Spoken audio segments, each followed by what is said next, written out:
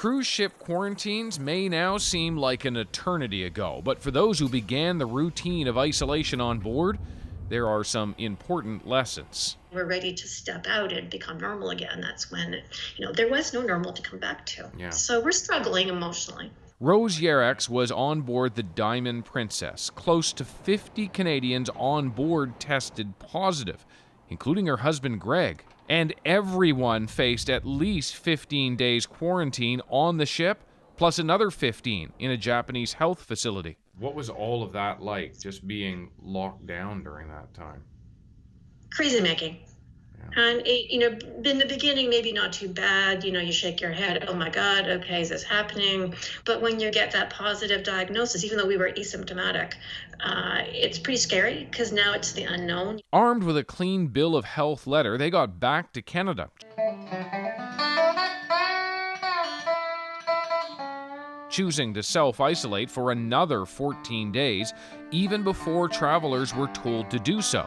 We live in a small community, and the community had been really, really supportive of us. So we figured it was a small price to pay to self-isolate, just to reassure everybody around us that we're going to be, safe to be around. But when they were finally ready to be around people, all of us were told to keep away.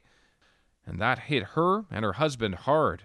Well, it's basically post-traumatic stress, can't sleep at night, have challenges, have difficulties, have flashbacks, have bad dreams.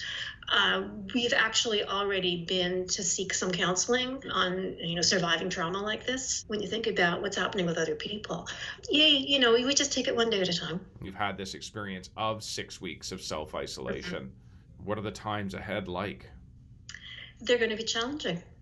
What my husband and I found that helped us was to try and find the humor, try and look on the bright side of things, think about the positive, don't dwell on the negative, because it's not, the only thing you can change in circumstances under which you have no control would be how you respond to it.